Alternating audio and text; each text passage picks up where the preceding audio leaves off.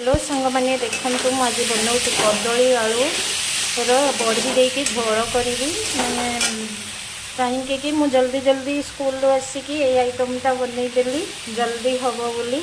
देखु आलू को एमती छोट छोट पीस करदे कदली भी एमती करदे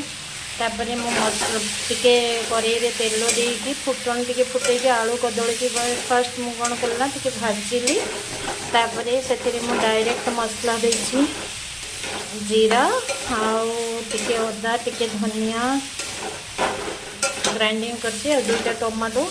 मिसेकी सब ग्राइंडिंग करछे लंका पाउडर दे देछे हल्दी पाउडर दे देछे लुण दे देछे कषुची ताको वर्तमान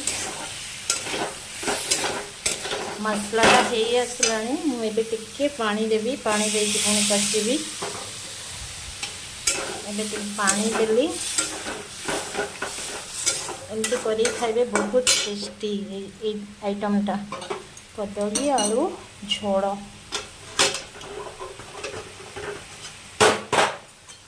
देखो पानी दे कषुची देखो एबे मु कौन करी ये टाइम रे मु करी पाउडर टिके देवी 1 स्पून दे देबे करी पाउडर देली तापर पुणी टिके कषिबी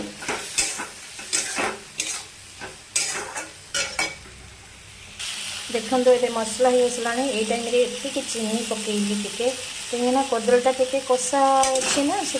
चीनी मीठा न लगे भल लगे मीठा पकईबे टेस्ट ना भल लगे देखो हो आसला मुझे कौन करी पानी देदेवी एथिरे आपण चाहिए भी आंबुल देके भी करें अल्प गोटे पीस आंबुल देवे जदि बेसी खटा थी हाथ देवे सी भी आहरी टेस्ट लगे मुझे पानी देवी आपण अनुसार पानी देवे आम 2 जन खाइबू से मोर एति पानी देली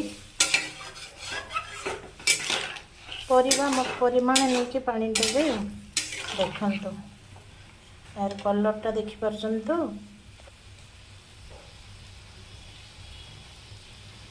देखु केमती फुटी आसले मु बड़ी पकेबी